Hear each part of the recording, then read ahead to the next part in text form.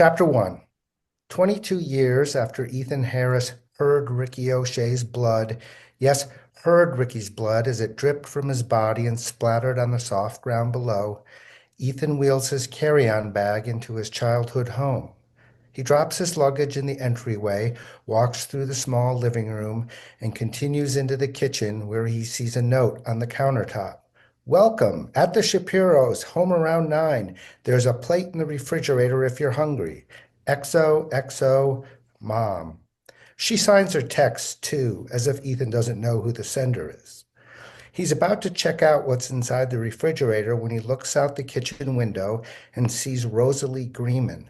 At least he thinks it's Ro Greeman, standing in her mother's living room. The Greeman house is directly behind the Harris house. The backyards run into each other. No fence, no hedge, no trees.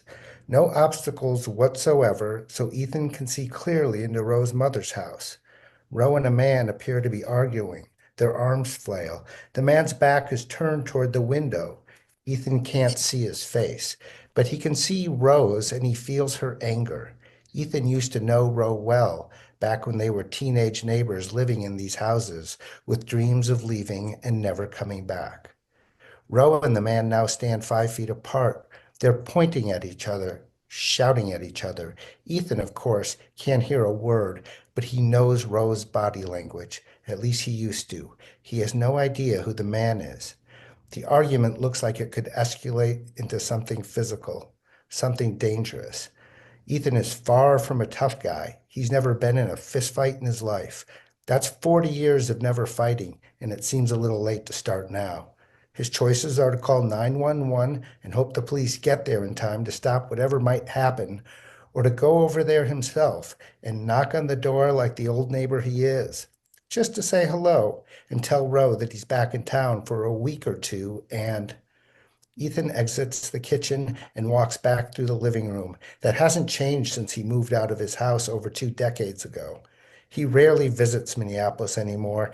The Harris family gathers once or twice a year, but usually at one of Ethan's siblings' homes, which is far larger than his parents' bungalow.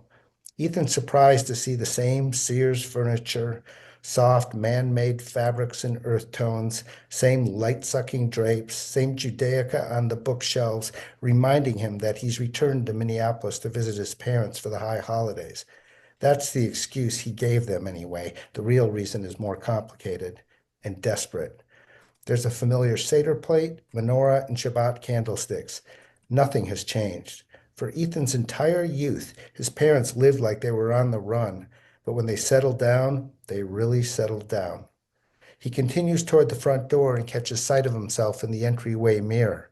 When Ethan was in high school, this is where he'd check his appearance before leaving the house to meet with friends.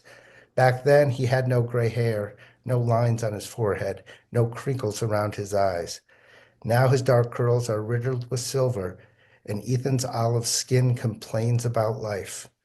And he's missing one thing he had in high school, cocksureness. He was sure of himself when he was younger, a confidence blanketed in ignorance. But then life did what life does, and all that youthful bravado leaked out through the lines in his face like steam through fissures in geothermal rock. Perfect. No confidence, and he's about to knock on a neighbor's door to interrupt two fighting adults. Ethan Harris to the rescue. What a joke.